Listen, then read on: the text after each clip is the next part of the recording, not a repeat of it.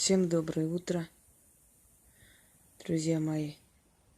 Вот я пытаюсь или со светом, или без света. Пойдет без разницы. Вот я только закончила свои дела. Решила немножко прилечь, отдохнуть. Но все же какая-то мысль не дает мне покоя. Мне нужно, наверное, поговорить на эту тему по душам. Вы знаете, у нас какое-то немножко такое пока еще гнилое общество, как говорят, совковый менталитет. Мы часто встречаем толпу людей, которые, ничего из себя не представляя, пытаются кинуть камень на тех, которые талантливее и умнее, лучше них. Я иногда задумываюсь, почему люди, великие люди, подающие огромные надежды, люди будущей страны, уходили такими молодыми, затравленными, уставшими от всего. И я понимаю, что они просто обращали внимание на вот эту грязь, которую лили на них.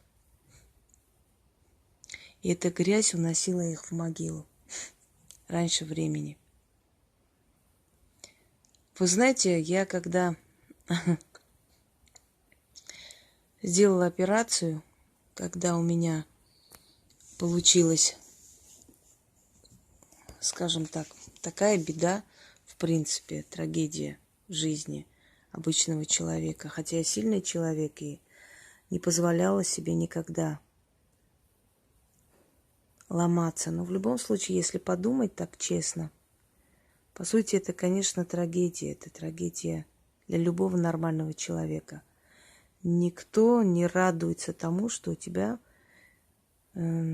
приходится отсечь часть тела. Согласны? И мало того, что тебе приходится вот это пройти, так ты еще должна думать о том, как потом будут над тобой издеваться и глумиться люди, которые так и ждут каких-нибудь бедствий. Понимаете, что вам сказать? Вот представьте, идет человек по улице, у него нет одной ноги. Ну, случилось у него что-то, какая-то трагедия, может, попал в аварию, может, упал с высоты, может, не знаю, может, у него было заражение крови. Все, что угодно может быть. Согласны? Человек лишился ноги. И вот подходит другой человек посреди улицы, показывает на него пальцами и говорит: «Ой, у тебя нет ноги, какой позор, ага, ты без ноги. Люди, посмотрите, он без ноги, видите, он без ноги, у него нет ноги. Все поглядите сюда». Ваши действия. Вот лично мне захотелось бы подойти, набить ему морду. Я думаю, что вам так же. А теперь перенесемся в интернет. Какая разница, на улице это сказано или в интернете написано?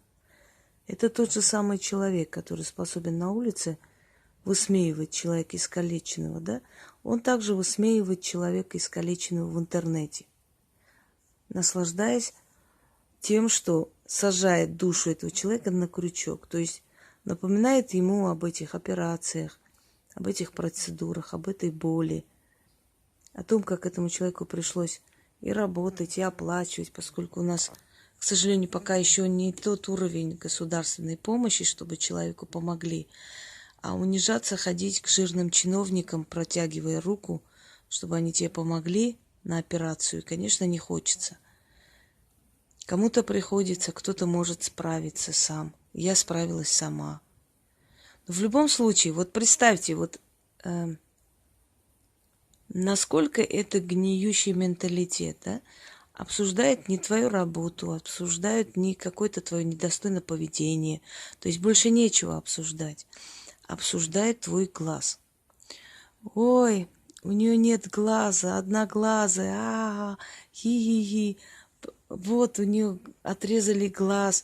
Это был рак, а рак возвращается, однажды сдохнет от рака. это рак, это такое дело. Да, она от рака чуть не подохла. У нее глаз отрезали, у нее глаза нет, она одноглазая и так далее. И вот это сутками тебе пишут. Друзья мои, какой волей нужно обладать, чтобы при всем этом не ломаться и идти вперед? Вот скажите мне, пожалуйста. Когда я вышла из больницы, я знала 1000000%, что стоит людям, которые ничего из себя не представляли, но всю жизнь завидовали, ненавидели тех, кто представлял из себя что-то, да, что этим людям вот стоит узнать о том, что у меня произошла такая операция. Вы не представляете, что начнется. И каждый божий день по 50 раз будут писать и говорить: у тебя нет глаза, ты одноглазая, тебе отрезали глаз, у тебя был рак, ха-ха-ха, и так далее. Это омерзительная толпа мразей, которая нас окружает. И они есть. И нам приходится с этим считаться, что они существуют. Вы просто подумайте, эти люди гордятся вот тем, что они как бы это все говорят. Им очень весело, радостно. На самом деле то, что я одноглазая, я к этому привыкла со 2 класса, когда проверили зрение моих глаз, и оказалось, что один мой глаз очень плохо видит и со временем полностью ослепнет. Так что одноглазость и, то есть привыкание к тому, что я владею только одним глазом, абсолютно для меня не новость.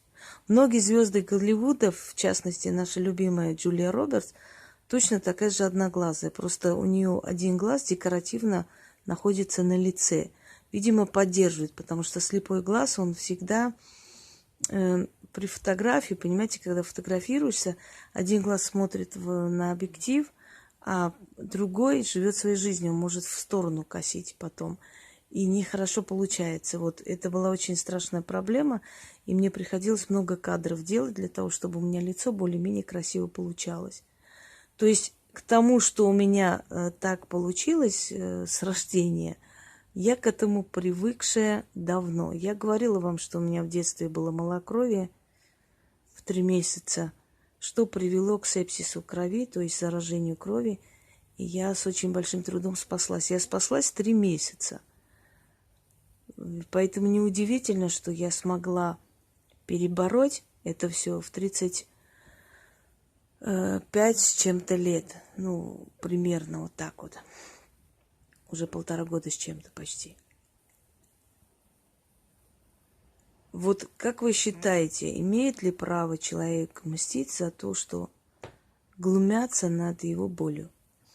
Вы знаете, я бы не сказала, что мне больно, что я переживаю. Может быть, они очень надеются на это. Я хотела заявить им, что уважаемые в кавычках люди, если, конечно, вас людьми можно назвать после этого, никто из вас не застрахован от того, что может остаться без глаза, без руки, без ноги, без семьи. Вы знаете, я смотрела передачу, где рассказывает женщина о том, что пришел муж, сказал, там, крепись, очень плохая новость. Я, говорит, присела, и он говорит, что в дом зашли грабители, и твоих родителей убили, к сожалению, ограбили дом.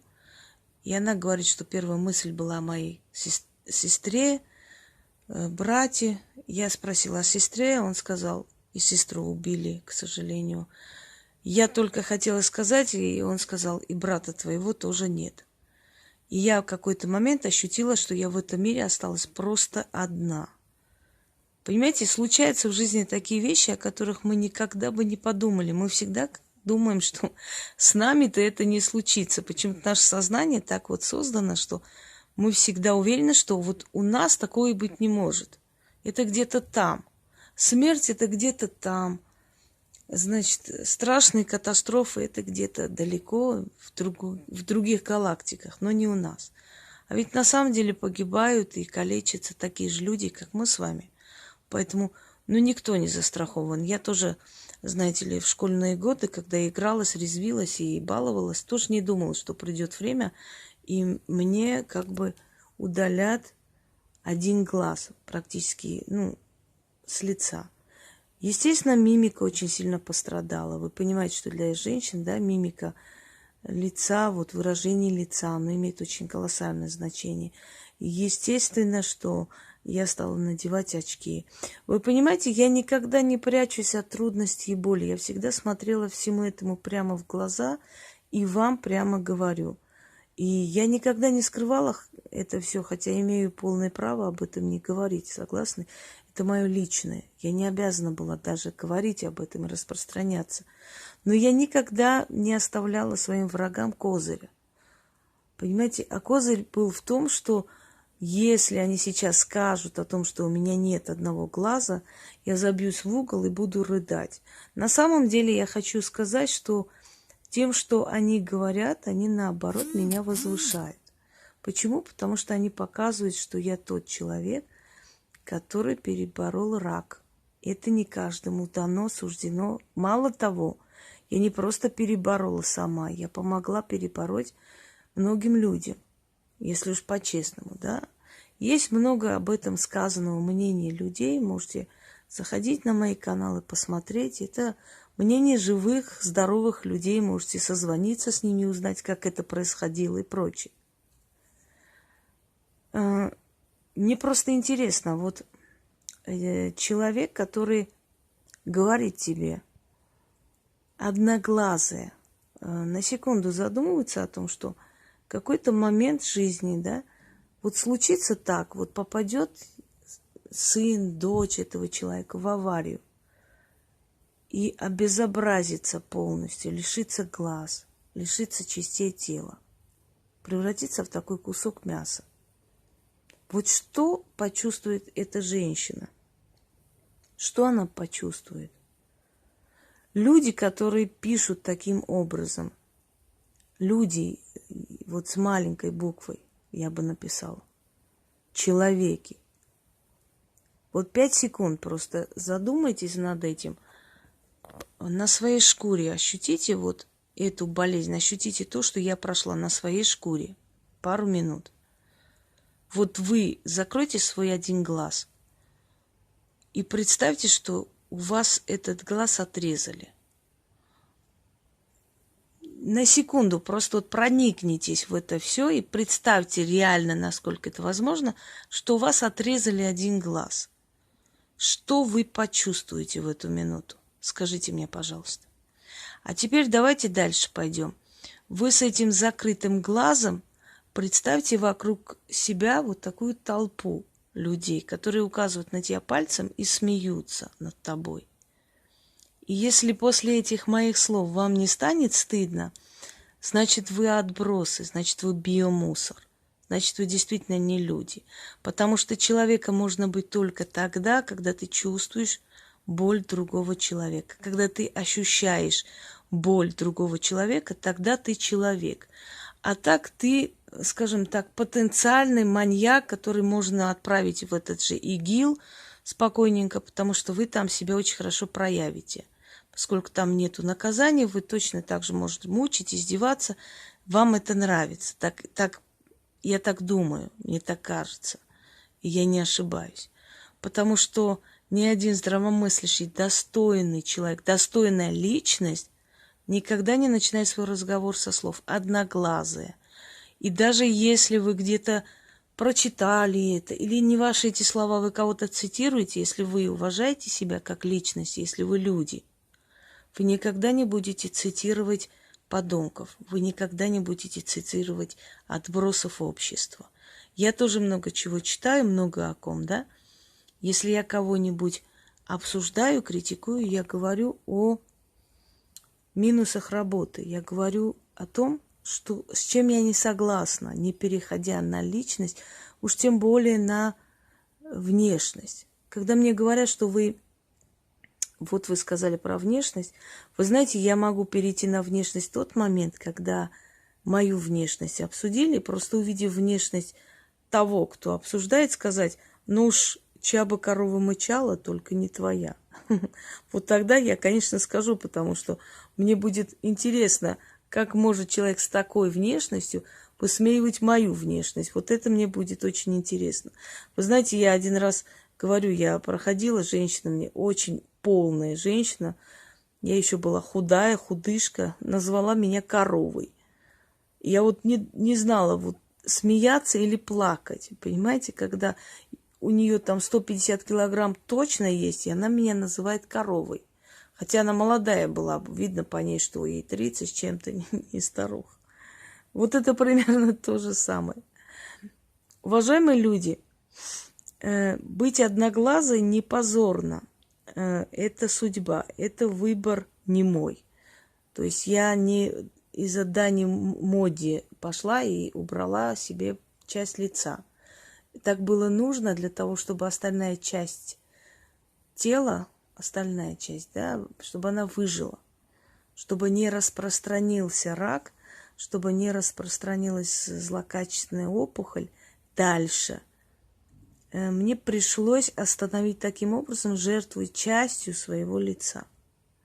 Люди, оказавшись в экстремальных ситуациях, жертвовали своей рукой. Знаете, был такой случай, когда человека прижало между скалами, и для того, чтобы освободиться, он отрезал себе руку ножом. Вы можете это представить? Каково это делать? Были случаи, когда человек для того, чтобы спасти своего ребенка от пасти крокодила, прыгнул туда, он схватил его руку, оторвал, то есть унес кусок его руки, тем самым он смог вытащить на берег сына, после вызвать скорую, он сказал, что если бы мой ребенок исчез в этой пучине, я бы себе не простил. Он пожертвовал своей рукой для того, чтобы спасти жизнь своему ребенку. И американские власти его наградили как лучшего отца. Давайте посмеемся над ним. Скажем, что он безрукий. Ай, какой позор, безрукий, ахахаха. Аморально, правда? Давайте посмеемся над Вангой. Давайте над Матроной посмеемся. Они были слепые вообще. Ванга ослепла, потому что ее в лесу, когда ей было 13 лет, изнасиловал один подонок и выколол ей глаза, чтобы она не узнала его в толпе, не указала на него. Потом, дабы избежать боли, чтобы постоянно не напоминать ей об этой страшной участи, придумали легенду, что якобы вихрь какой-нибудь, какой-то там закрутил ее, и, значит, после этого налился песком глаз или 2 глаза, и не смогли спасти, отсекли. Вот эта легенда до сих пор пишется, а на самом деле ее изнасиловали, поиздевались, поглумились над ней и выкололи ей глаза. Но почему-то весь мир ее уважал, ездили к ней, и она до сих пор осталась в истории. А очень многие с 2 глазами, ничего не добившись, не просыхая, валялись под забором и сдохли, как собаки. Согласны со мной? Вы когда это пишете так смачно, вы думаете, что вы мне причиняете боль? Я для чего решила снять? Я хочу просто раз и навсегда вам сказать, что тема-то не та выбрана вами. Если вы считаете, что вы этим меня ломаете и этим мне настолько делаете больно, что я просто готова завыть, вы очень сильно ошибаетесь. За это время я себе уже дала установку, что будет очень много мразей, которые обязательно скажут тебе одноглазые, безглазые, понимаешь? Очень много будет выродков. И надо выработать иммунитет. Надо себе сказать, что ты не должна ломаться из-за таких слов. И после этого мне стало как-то, знаете, извините, говоря по-русски, по барабану. В данный момент, вот сколько бы вы ни старались писать о том, что я одноглазая, циклоп, туда-сюда, это абсолютно меня не ломает, и я абсолютно не переживаю по этому поводу. Я учила детей, когда я работала, преподавала в колледже, я учила детей, очень трудных подростков, как с таким делом бороться. Когда над ними смеялись, мол, ты толстая. Я говорила, подойди прямо напрямую, скажи, да, я толстая, а что случилось? Вот толстая я от чего? Все, отпадет эта тема, потому что им больше, понимаете, они говорят для того, чтобы причинить тебе боль. Пока ты молчишь, ты переживаешь, они будут это говорить. Ты когда подходишь и говоришь им в глаза, вот я такая, дальше что? Ну вот я одноглазая, дорогие люди, дальше что? Ну вот сказали вы, молодцы, браво, брависсимо, набис и так далее. Дальше что? Что у вас еще за тема осталась? В чем еще? Что еще вы говорите? Вы дальше пошли. Рак. У нее был рак. Какой позор! А вы знаете, что рак – это практически приговор. И многие люди много лет боролись с этой страшной болезнью, ушли, не смогли преодолеть.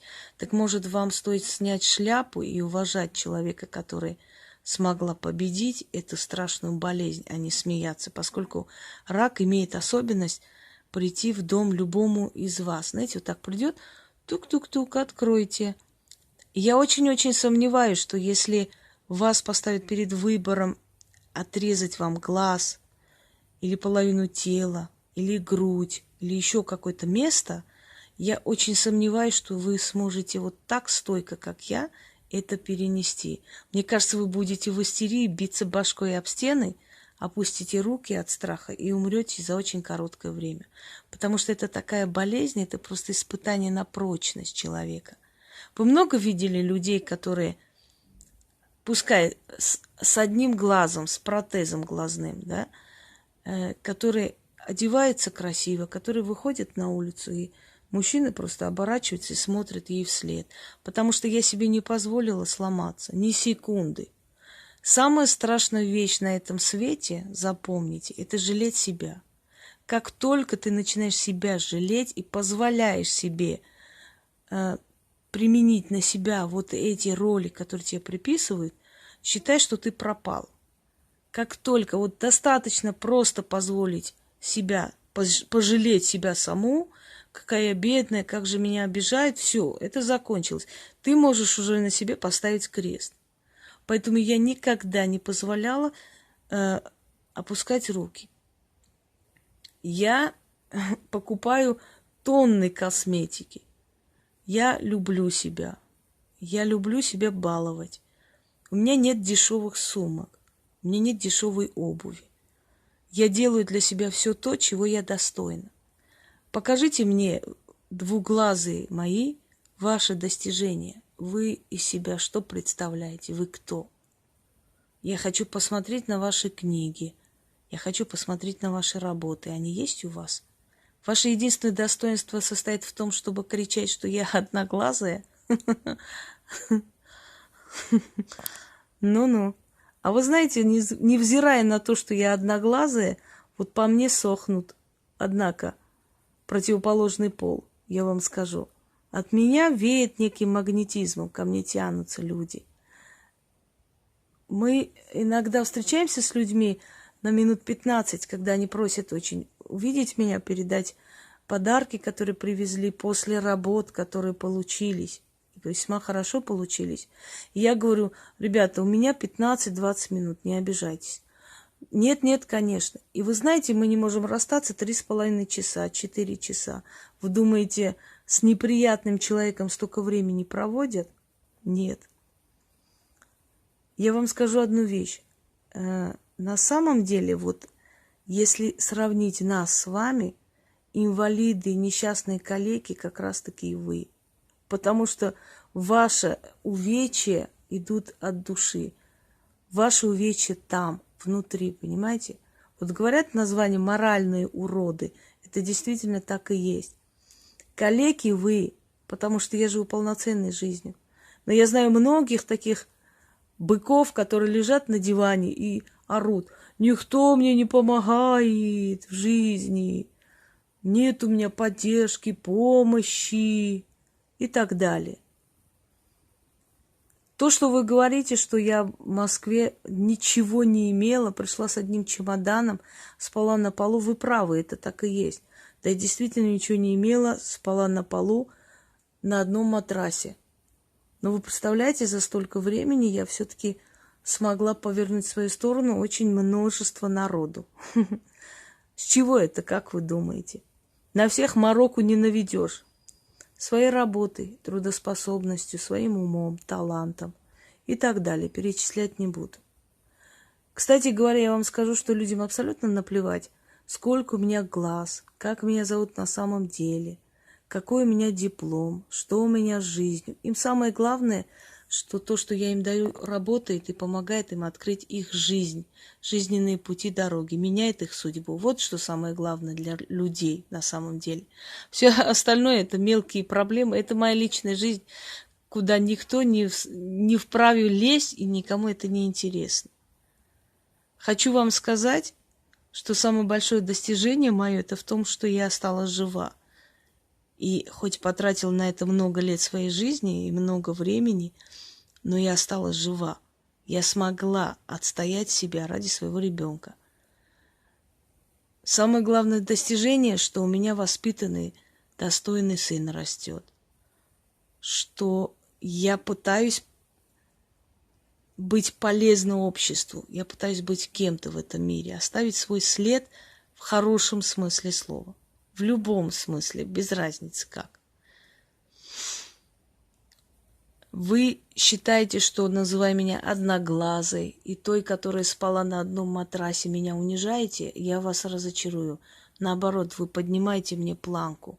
Вы показываете, насколько я сильный человек, что я смогла спать на одном матрасе, но в данный момент быть, ну скажем, небезызвестным человеком. Что я смогла 4 года бороться с болезнью, не сломаться, ни у кого ни копейки не попросив, работая с повязкой на глазу, с повязкой, принимая людей, оплатить свою операцию, выжить, жить, идти вперед и дальше. Так что, дорогие друзья, неважно, сколько у тебя глаз, твой ум, твой талант, твои способности, твое достоинство не в глазах, а в мозгу. И вот если у тебя в голове, в сером веществе есть это все, ты пойдешь вперед. Если его нету, ты можешь быть топ-моделью, у тебя могут быть самые прекрасные глаза на земле, ты можешь быть обладатель самой прекрасной груди и прочее, прочее, но закончить свои дни под забором с рюмкой водки. Так что не в этом суть человека, не в этом его стремление, не в этом смысл его жизни, не в этом его воля и прочее, и прочее, и прочее. А что касается моих подписчиков, хочу вам сказать, что если тебя за пару часов смотрят уже много сотен человек, это большое достижение. Тем более, что многие люди копируют мои ролики и выкладывают на сайтах. Даже не нужно заходить в YouTube, чтобы посмотреть мои ролики, оказывается. Я даже не знала. Когда я начала смотреть, то есть увидела свои ролики во многих сайтах, где выкладывают, и там по несколько тысяч просмотров в день, я поняла, что не обязательно заходить в YouTube. Достаточно 2, 3, 20 людям заходить и копировать это все на свои сайты. И уже просмотры там есть. А я думаю, если человек не видел меня в YouTube, откуда он знает про мои ролики? Оказывается, вот с этих мест. Я вам желаю, знаете что? Я вам желаю стать личностями. Я вам желаю стать людьми. И запомните одну вещь. Люди, которые проходят такое, они очень сильные. Одна женщина, которая была директором реабилитационного центра, сказала: приходят ко мне ребята без руки, без ноги, на колясках. И я удивляюсь их воле жизни, как они едут на соревнования, с какой готовностью они утром приходят, тренируются часами, что здоровому человеку не под силу. И она говорит, глядя на них, мне становится стыдно, я себя чувствую инвалидом перед ними. Это я инвалид, а не они. Понимаете? Так что, уважаемые люди, если эта тема вам очень сильно интересна, вы можете мусолить это дальше. Но я вам предлагаю все-таки в этом мире подниматься на личных достоинствах, а не на том, чтобы обсирать, унижать достоинство других. Не имея 20 подписчиков, высмеивать 2000 подписчиков. Не имея даже выпущенного блокнота, высмеивать выпущенные книги. Не имея никаких заслуг, высмеивать тысячи талантов других людей. Будьте людьми. Это очень важно, чтобы после вас, когда вы уйдете, как говорил мой дед, человек должен так прожить, чтобы после его смерти сказали: умер человек, а не сдохла собака. Удачи!